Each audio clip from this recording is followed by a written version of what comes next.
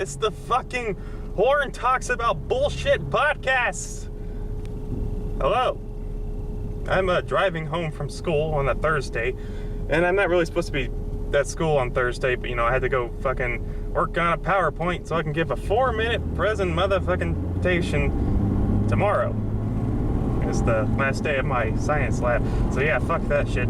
So now I'm just driving home, and I don't really care to listen to the radio, and I'm gonna talk like a fucking retard on camera, because that's what I do. I just talk. I just have to talk about shit that I'm obsessed with, because I don't really talk about that shit in person unless it's with my sister, and it drives her insane. Because you notice you don't just go up and talk to random people who don't give a shit about stuff you give a shit, because then they're just gonna think you're a psychopath. Life lessons, kids. So that's some shit I did. I watched only yesterday, and I wasn't that big on it. I thought it was like, okay. To be honest, it was my first Sao Takahata film, which is sort of why I chose to watch it. I watched it with my sister and her boyfriend, and I thought it started off pretty strong. Like all the parts where the girl was a kid, those were charming, those were entertaining. She had a lot of personality and was able to really carry the story and the narrative. It had some conflict, had some real nice characterization, a lot of cool moments, a lot of fun times. It didn't skip out on a bit of drama every once in a while too. It could handle that sort of thing. But when it transitioned to that one sequence where she's an adult and she's driving to the farm with the one guy, and they kind of start having a lot of fucking conversations throughout the rest of the movie, that's when I started to sort of drift off into my own world. I was astral projecting, just not projecting any enthusiasm onto the screen anymore like I had been before. And so yeah, I just kind of got a bit more bored after that. I kind of sort of understand why I think that they did that. It's this whole thing about being an adult, not really know where to go, and you're kind of just talking about the past, hung up about your 5th grade self for some reason, because you're just getting all melancholy. You're remembering those good times, remembering the times before everything felt so sporadic. You had something going on, or you had nothing going on. That was the best part. You didn't really have much directive. You didn't need directive. You didn't feel like you were lost. And so you get all these conversations, and sometimes they just sort of say stuff along those lines. It's not very subtle, to be honest. They just go on for a long time. And they didn't feel like they had much of a point to them by the end of it. So, me and my sister and her boyfriend, we sort of just lost interest along the way. Like all the parts where she was a kid, I was just hoping every time it flashed back to those parts, because those are the best parts. Because I just wanted to watch her as a kid more. She's a bit of a brat. She's spoiled. I thought that was entertaining.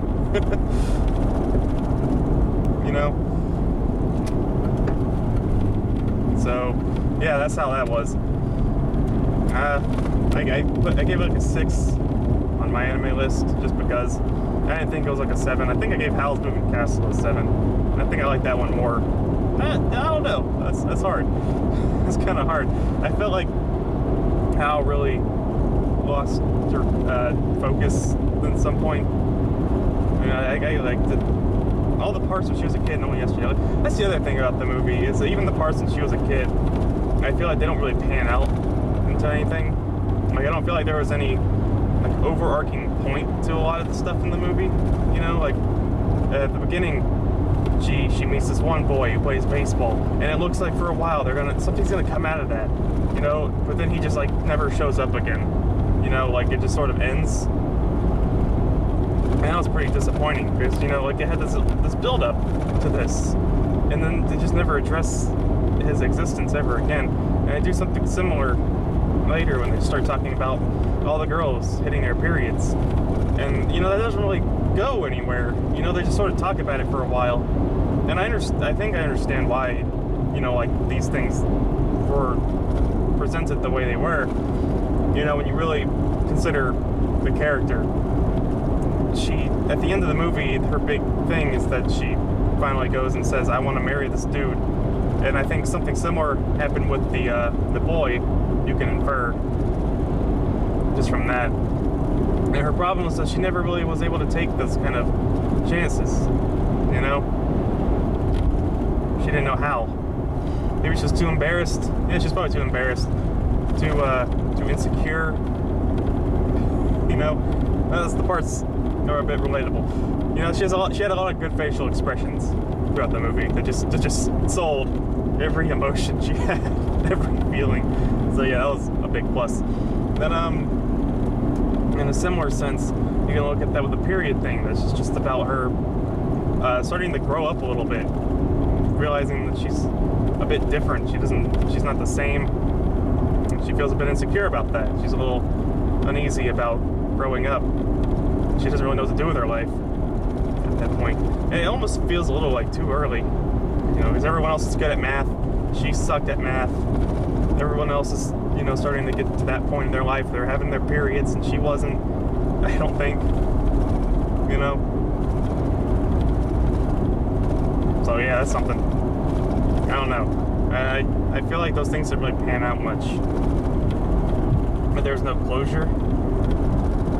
Like, even if I can infer that the reason that boy was never brought up again, who played baseball, was because, you know, she never took the chance. Neither of them took the chance.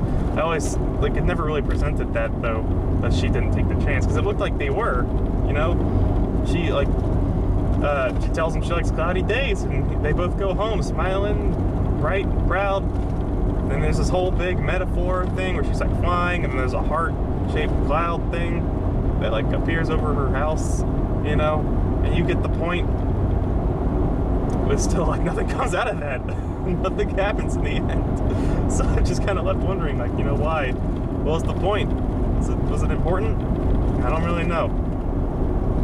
It just kind of felt redundant after a while. Like, it didn't really have any gravity to it. Which sucks, because, like, that was such a great part of the movie where she's, like, out in the baseball field and she's getting really, she's getting really nervous. My turn green, cool. And, I thought there was, like, a really great moment that came later when she's, like, she said she went to the bathroom 5 times, right? and later, they say that, when the girl's, like, on her period, that she would, like, skip PE. And I thought that the reason she got all flustered over that was because she went to the bathroom like 5 times. I think that's what it was implying. And I thought that was the fucking funniest thing ever, if that was actually the case. Because this is what I said to my sister. I was like, is that what they were meaning to go for? And we thought that was true. But that's what the joke was. I thought that was fucking hilarious. You know, there's some good stuff there. And, the other thing is that, you know, I really liked the animation. I was pretty cool on the directing. Isao Takahata, he took some liberties with the film medium. However, you know, I feel like sometimes in that movie, I felt like it was very inconcise and long. Longer than it needed to be. I thought there were scenes, or just moments in general, in scenes that didn't really offer much. You know, like a lot of the conversations in the cars, for example, just kind of felt like talking about stuff I don't really care much about. But some of these moments where it would try to like emphasize an emotion, you know, and it would do something cool, like a cool little filmic technique. You know, like for example, I used the scene where she's like flying and in love, and a lot of moments like that I think are cool, but they went on for a bit longer than they needed to, and it got to the point where it's like, okay, I kind of get the point now. Let's move on, you know. And I forget which other moments were like that. So, you know, I was pretty divisive throughout the whole movie, but for the most part, I didn't really care about that kind of stuff. You know, it's fine if it went on longer than it needed to, because, you know, it's fine. It's fine. You know, I still liked it.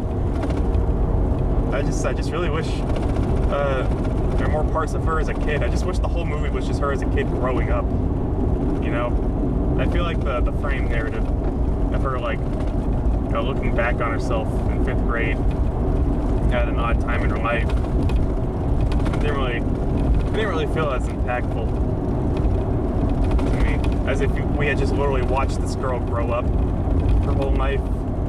You know.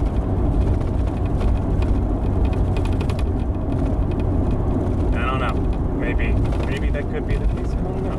Who knows? Is Sao Takahata, he's the director. I had faith in him. It was probably the movie he wanted to make, so I can't say shit. But you know, I don't know if I have anything else to say. I was gonna start something, but what else is there to talk about? What else is there for me to bullshit my way through? Okay, I didn't watch shit.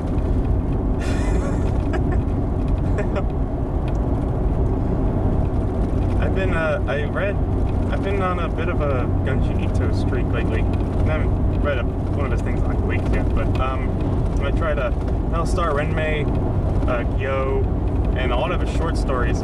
You know, I really like Gunji Ito. I love his aesthetic because you know, I think about the Eye Patch Wolf video where he talks about Gunji Ito and how he's like every panel of it is just oozing with horror, and you're like, yeah, it does. You know.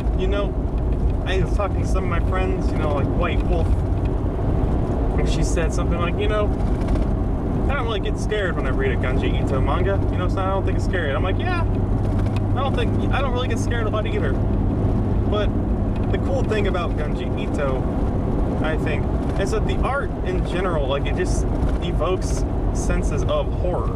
You know, it feels like some kind of gothic literature, but illustrated. And I like that a lot.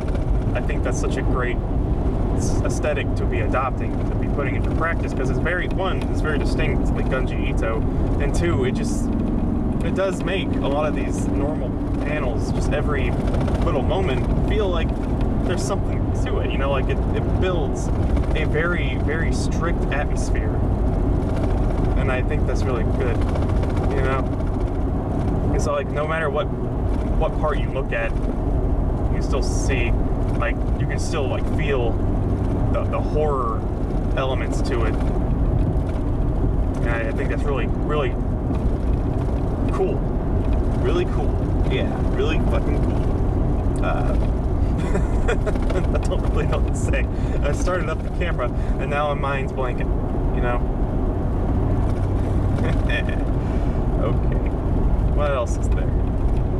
I've been meaning to write a blog for the longest fucking time, but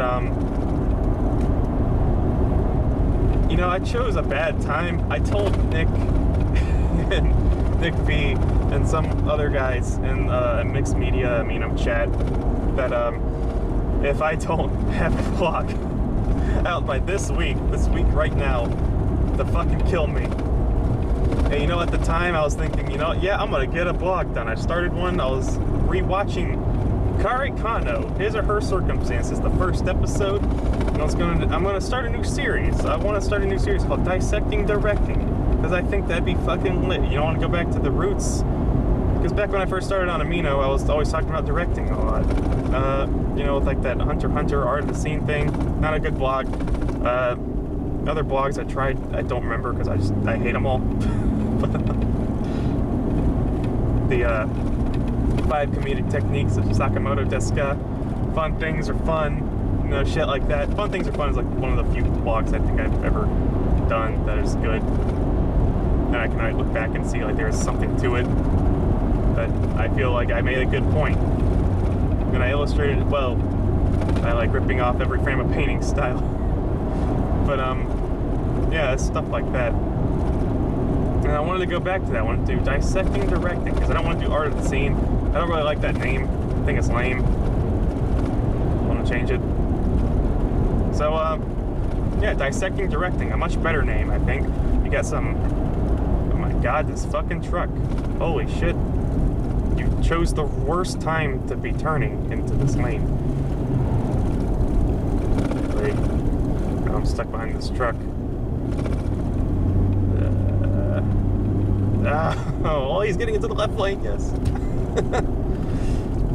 Or he's turning. God damn it. Well, he's just getting into the left lane. He's just taking fucking ever. God damn it. I need to get into the right lane, actually. I should have done that in the first place. But, yeah, Dissecting Directing. So I was rewatching the first episode of Kare Kano. I wanted to talk about, like, you know, I had done an old blog called Kare Kano, or how I learned to love the rom-com, the Doctor Strangelove title. And I wanted to talk about like why I think Kari Kano is one of the best directed shows ever. In my humble, horn-swaggling opinion. And so I decided let's rewatch the first episode. And as I was rewatching it, I obviously got hooked on it. I was like, holy shit, there's so much going on. This show is so well directed. But it started in the opening theme song. There were so many moments in that theme song in the opening credits. And I was rewatching, I was just like, holy shit, this is the most efficient thing ever. Like, so good, so well choreographed. Shit. I was just, I just had to like bask in it, just to be in awe of how technically efficient it was.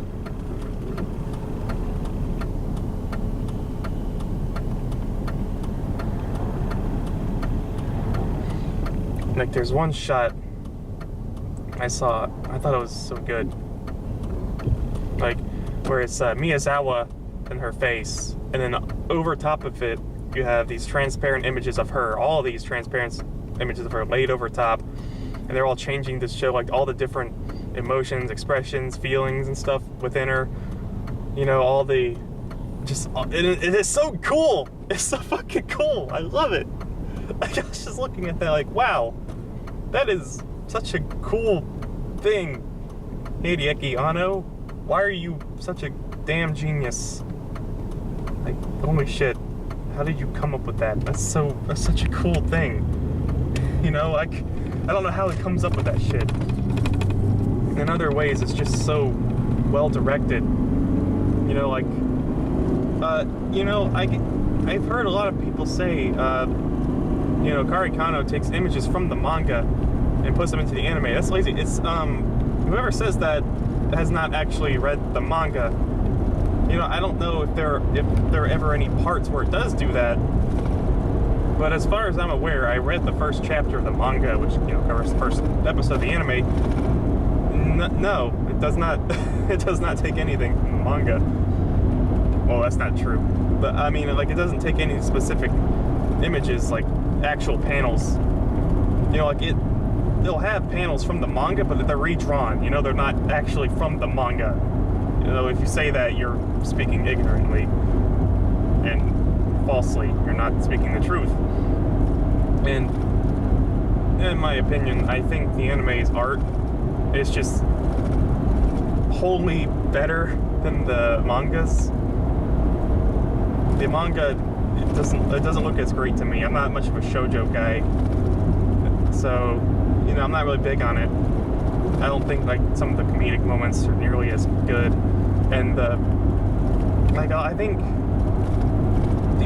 the romantic parts in the anime are handled so well that they sort of outshine the shoujo elements of the manga, because it's so well, like, it really works in the realm of anime. Like, there's that one shot where Arima and Miyazawa are walking home, and it just and he looks at Miyazawa. You just kind of see his eyes as he's staring at her. You see those gorgeous, like, hand-drawn shots, that just look like they're in pencil of her. And when you look at that, you're just like, damn, like, I feel it. I feel it immediately. And it just feels so romantic because you just got the piano underneath it. So good. It's so fucking good. The tone shifts in that show are unbelievable. Hideaki Anno just does it like it's nothing. And I sort of reverse engineered how I think he handles them so well. Is that, like, he'll end something on a comedic beat, and he will often, like, transition a scene with a whole lot of exterior shots, the shots of, like, the infrastructure of Japan, of the city and stuff, of, shops, streets, buildings, and he just does that with, some music, maybe some, like, maybe no music. I think sometimes he just does it quietly, and it just it just really sets the mood for the next scene so well. It's so nice. It's so pleasant to watch and behold just how well it shifts from something comedic to just nice and to grounded, dramatic, or even romantic. Because I always felt like Hideaki Anno really makes these city shots feel really romantic. A lot of times they're in dawn, where they just the way they're colored, kind of with warm colors. It feels romantic. I don't know how else to describe it. I'm not going to try to describe it any other way other than romantic. That's what it is.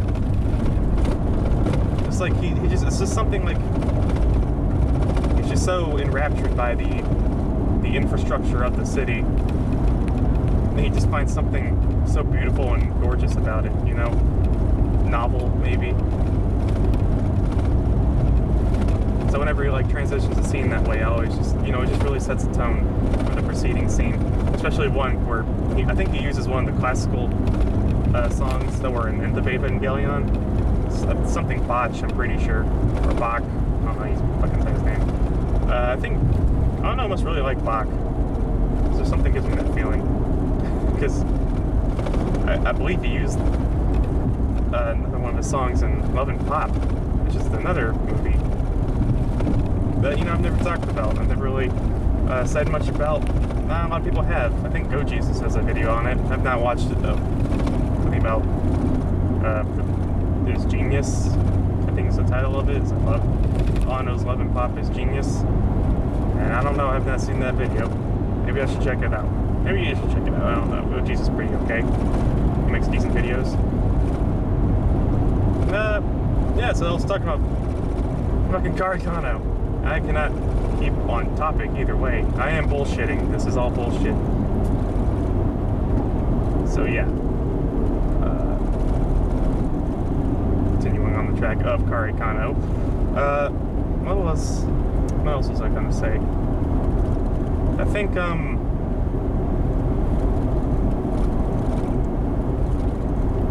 it's a good thing I can edit this when I get home, because I really don't feel like just letting silence go by for a while. This is not the first time I have tried to record one of these. I remember trying one on Tuesday, but I used my phone for some reason. I thought that was a good idea. Except I downloaded Magic the Gathering Duels, which is a pretty big app. It's like 2-something gigabytes. So most of my... So it only got 3 minutes of recording before it just stopped recording, said I had too much space, or no more space. Sounds like, oh crap. So I charged the shitty little camcorder, and I had it sitting here next to me in the passenger seat while I'm driving home. That's how it is. And so yeah, I've tried this a few times before. Every other time I just kind of failed. Because I would either forget my camera, or I'd use my phone, and it just did not work well. Yeah, I've never talked about Magic the Gathering before, I'm a big fan of that game. I really love that game. I played it all throughout high school. Back in 9th grade, me and my buddies were like, yeah, we're gonna build decks. We're gonna start playing this game, because it looks like a lot of fun. And so we did, and we all got really hooked on it. It was really fun, and I still find it really fun. I think we all sort of grew out of it a bit. We're not into it nearly to the extent as we used to be. But because we used to play competitively. We used to go to FNM, which is Friday Night Magic, pay to play, and have a good time. And we started around the Theros block, and I really love the Theros block, because it introduced the mechanic, which I've always been very fond of, which I still love. And if I ever play Modern again, if I ever get Magic Online MTGO, I would easily build a Green Devotion deck. I love trying to Nykthos. I love casting huge ass creatures early into a game. There's nothing more satisfying than generating a bunch of mana, and either flooding your board with shit, or just slamming what is my favorite card, you know, Critter Hoof Behemoth, the game-winning Behemoth, or something else, like a Primeval Titan, the Prime Time. I used to love, I love Polukranos. That guy was always really cool back in Standard. He just, you know, because green decks, they don't get a lot of removal, so you have a hard time dealing with other creatures. Sometimes you just have to attack through them. But Polukranos, 4 mana, 5/5, huge fucking body, all off the bat. We had this monstrous ability where you could pay some mana, give him some counters, and then he will deal damage to a creature equal to the number of counters you put on him. And because you're running a deck that generates a shit ton of green mana, you can just destroy creatures. I used to get in Polukranos fights all the time. It's a legendary creature, and I get into other fights with people running Polukranos. I'm like, I generate mana first, so I'll just do, you know, Monstrosity 5, get this 10/10 Poly Kranos, and then I just kill your Poly Kranos and swing in like a badass. It felt so good. Polukranos slamming him. Oh, so great. Turn 3, turn 1, no wish mystic. Turn 2, whatever the fuck. And then turn 3, Poly K, King Cool Crab, whatever that guy's name. Fucking Donkey Kong is it King K? King Cool? I don't know. I haven't played Donkey Kong in so long. That's a game I really miss. I really miss Donkey Kong Country 2. I grew up playing that game. That's one of the first games I ever actually completed by myself. You know, when I was young, I used to just kind of run around and play games. I didn't really focus on beating them. I didn't really understand beating them yet. You know, I just kind of boot up Majora's Mask and run around Termin a field and get the crap scared out of me whenever I put on a mask. You know, I just play Mario Party 2 or Donkey Kong 64 without really knowing what the fuck I'm doing. You know, I do that kind of stuff. There was one, like, booted up my brother's old Super Nintendo, which I really miss. I really miss the Super Nintendo a lot. I would, you know, I'd play, like, Super Mario Bros. and have a lot of fun with that. I really miss that game. I'm really nostalgic over it because I had a lot of fun playing it. You know, I never beat it myself. And I feel like if I went back now, you know, probably it's not hard. It's not a hard game. You know, it was hard for me because I was a kid. But you know, I did one day. I was like, I really want to play Donkey Kong Country 2 because that's one of my favorite games. I have not played it since then, since I was a really small kid. I just remember the joy I had playing that game through all the levels. It just felt so good to play it.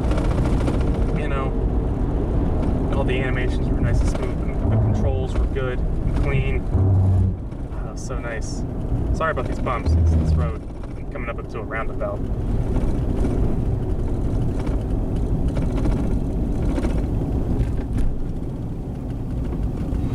And this is one of the first games I ever actually completed.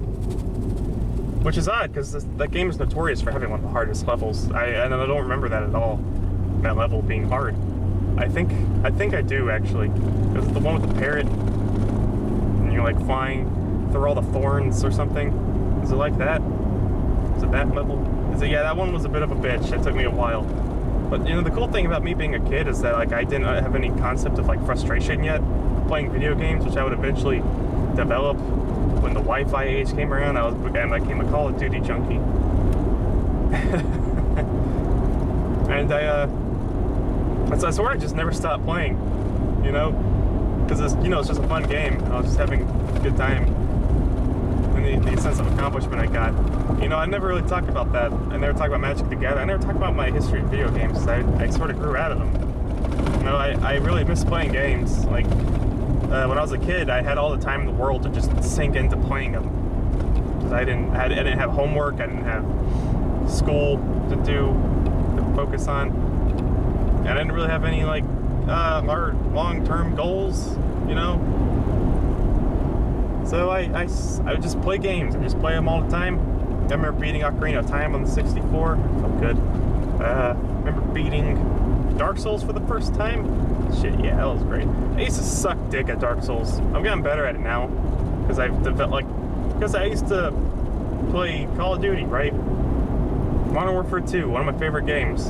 You know, it's not cool to call Call of Duty Modern Warfare 2 a game where it's just a first-person shooter. You go around shooting people. One of your favorite games, obviously. Now, how dare I be objectively wrong in loving this game? But I can't help it. You know, I was really great at that game. I played it all the time. It was like the first time I ever played a game online besides Halo 3 and really was competitive at it. And because it was, you know, back when I first got an Xbox 360, it was like the only game I had. You know, the only game I would play online. And I would sink all day into that shit.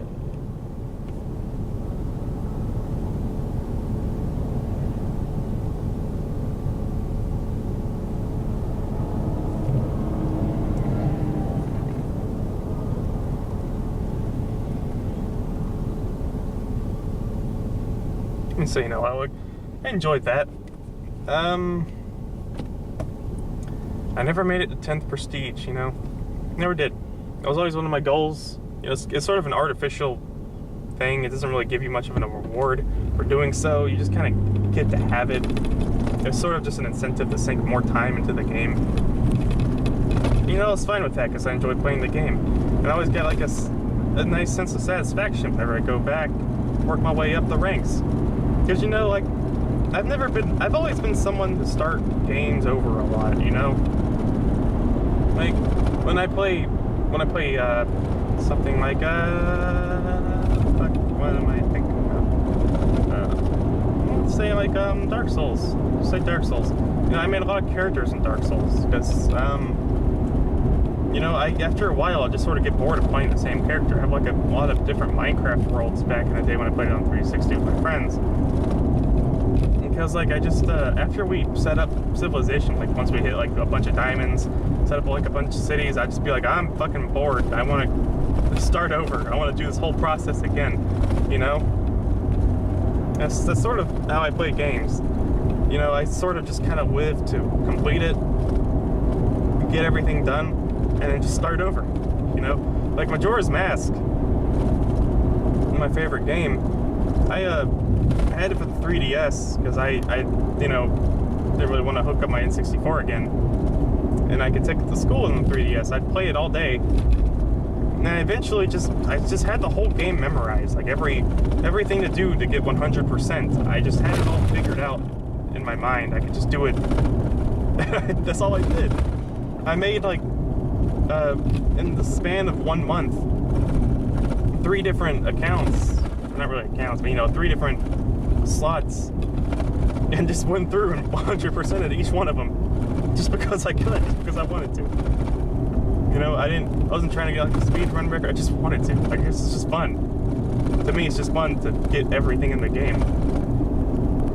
And you know, I'm not as big on that now because a lot of, like, you know, games nowadays have just, sometimes when you have these weird secrets, they're just so fucking annoying, especially with some achievements. Like, I don't really like Xbox achievements, you know.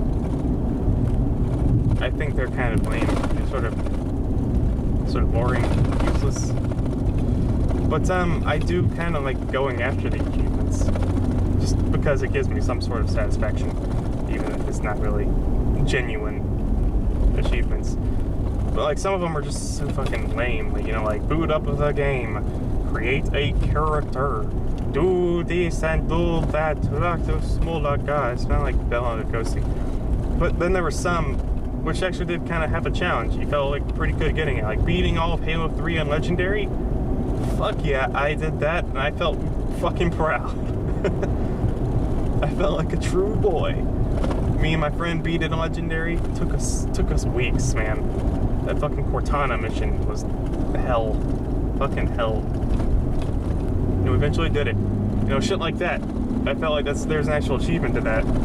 You know?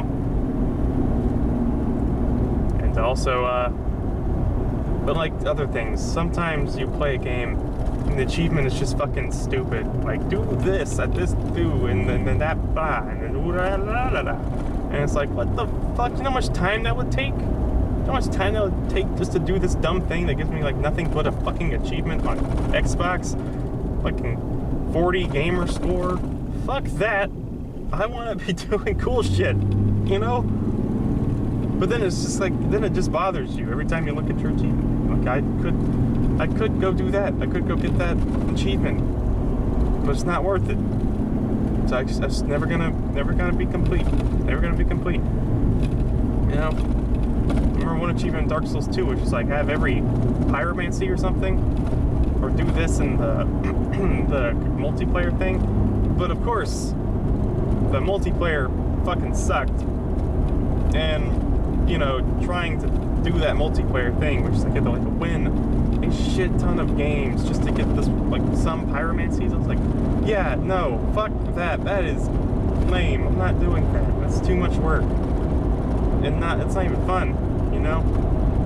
I don't play games just to do that, to get an achievement. I play games to, you know, to get a story, or to get like a lot of cool gameplay, to feel like I've gotten something done, like my time's not being wasted, you know? That's a big thing Matthew Matosis always talks about, is, you know, wasting time, and how, like, some things just take fucking forever, and they're not worth it. I'm like, yeah, you're right. You're fucking right, Matthew. I really agree with him on that point. You know, I just don't want to soak so much time into that shit. And I really miss doing that. Like, the only times I play games is when I really have time. And, I sort of, I've really gotten into this weird habit of, like, when I want to play a game, I literally will just set aside a few days to not leave my room. And it's kind of unhealthy. I remember, when I was first starting to do this, I started, like, I really wanted to play Fallout again. You know, Fallout 3 and New Vegas, two of my favorite games ever. And I was just like, well, I'm going to play these two games. I'm going to start them over. And I did. I started over Fallout 3, relived a lot of the... fuck. My car got worked on about a month ago. Ever since, it fucking beeps sometimes. And it's fucking atrocious. It's fucking terrible. We don't know why it does that. It's not broken. There's nothing wrong with it. There's not a bomb ticking inside of it. Like the Potter Puppet Pal is just waiting for this ticking noise to stop. It just starts doing that, and we don't fucking know why. It's terrible. Just listen to it. It's still going. It does it like 5 fucking times. 5 beeps, 5 times. That's 25 beeps. That's 25 too many beeps. I fucking... It's one more time, right? Oh, it's done. Never mind. What the fuck was I saying? Okay, I was saying... I was playing Fallout New Vegas, right? And I got into this routine of like, okay, I'm playing New Vegas, starting over a new character. And of course, I watched the Blue Glow, Endless Chess's gaming channel, and he always did his Anita Sarkeesian character for Dark Souls 2 and the BCP Dark Souls race. I was like, I want to do that. I want to make a character, a cool character. Model him after someone. That way the whole game has like this extra layer of challenge, and also feels cool to do it. So I made Clint Eastwood from the Dollars trilogy. Named him Red. I could not use any energy weapons. I could only use like cool revolvers and shit, you know, old school things like hunting rifles. But the whole game on hardcore mode doing that, and it was so fun. You know, I couldn't use grenades. I could only use dynamite, which sucks because dynamite is terrible in the later parts. Yeah, I had a lot of fun doing that.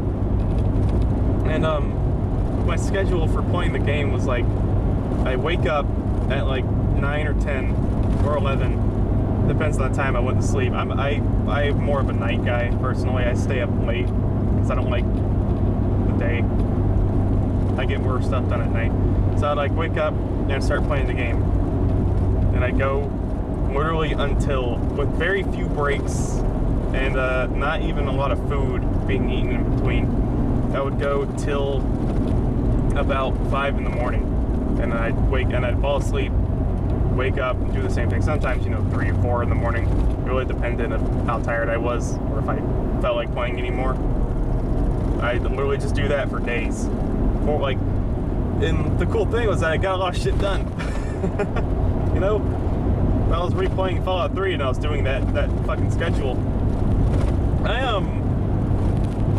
I was at the max level. I didn't have my DLCs installed for some reason. I don't know why. my DLCs were in there, but like, you know, I hit level 20 before I ever even got my dad out of that vault in that weird little gas station place. You know, Fallout 3, I have a lot of respect for that game, for really getting me into video games as much as it did. You know, because when I was a kid, I'd soak a lot of time in the games, but like I didn't have that big of an attention span, you know? I'd play them for short intervals at a time and then just kind of stop. Fallout 3 was the first RPG I really played. Like, you know, the open world game. You make your own character. And while I think it's not the best at that by far, it's not really that great at doing that, you know, the karma system or the role-playing system. You know, it was the first game like that I ever played, and I really did, when I was younger, in middle school, just put all my time in that game. I played it so often, so much, more than any other game. You know, if I didn't just like Majora's Mask as a game more, I'd say Fallout 3 is my favorite. Because I just love the theme, the whole old world blues theme. You got the blues music, you got this post-apocalyptic setting where everything is still like sort of like in the 50s and 60s. You know, something about that always just makes me like feel good, feel nostalgic. It makes me think of the olden days when I played that game and I was having a lot of fun. And yeah, that's something. But you know, a lot of the things I really liked about Fallout 3 is that, you know, you watch Mr. Beatung's video, and he's like, you know, in this game, people literally built a city around the fucking bomb and on a boat. And I'm like, yeah, you know what, that's a really fucking dumb idea. There's no way these guys are gonna survive. But, you know, when I was younger, I didn't really care about that shit. I just like, oh my god, it's a bomb, it looks cool. It looks fucking cool when it's surrounded by the buildings. You know, and I just thought that was cool. So I'd play it. And, what else was I about to say? Fuck. But, there's just so much shit in that game. Like, just so much random stuff that just doesn't have any explanation, you know? And I'm still, to this day, like, when I go back and play that game, there's so much stuff I had never seen before. And it's kind of astounding. Like, whenever I play the game, I'm like, wow, I never have, like, seen this whole game. Every time I play it, I just feel like I get, like, a new experience. Not even when I'm, like, purposely trying to, like, roleplay something or, you know, make a specific character do a specific thing or be a certain, like, good or bad person. Just, like, seeing different things every time. I'm just like, wow, I really can't believe I've been playing this game for so long. I've sunk this many hours into it. I'm still, like, discovering new things inside of it. You know, a lot of times they're really small things, you know, things that don't really make much of a difference, but, like, I find it amazing that I find them regardless, so many of them. Like, one time I was playing it, I really remember this vividly. Like, I was walking through Grey Ditch, the place with all the fire ants, and, you know, there was this random building outside of it, on the outskirts of it, I had never noticed before, and there's a door just led to this place. I had never seen this door before, you know? I never thought to look at it. And when I went inside, there's just this ghoul with a super mutant locked up in a room. And I was, you know, I don't know why that was there. I think there was a terminal that didn't work, it was broken. But, like, I just, like, when I looked at that, I was just like, that's so interesting to have in there. And I'm just the fact that it's there is cool. You know?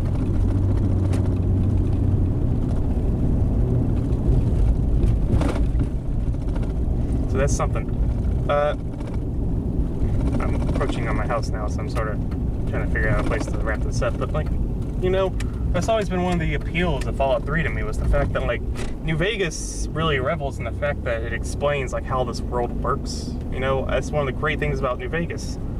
You always get, like, cool, like, you always get a lot of perspectives from people in the world. You understand how the world works, what are the priorities, and the things that are important, the things that people place high value on, and why these certain people would need or value those things. It was a lot more political, I guess is one way to put it. But but in Fallout 3, it always felt like there was like a lot of things were not explained. Like there was always just some mystery of this life before the war that you can just explore and learn about, but you never really have all the answers. Like you don't get them all, and I love that. Oh, that was the coolest thing in the world. But I guess that's about it. Turn the camera off now. This has been Horn talks about bullshit for like a good some minutes. Doesn't say on my camera, but oh well. I hope this was of any value to anyone. It just made my mouth dry. Yeah.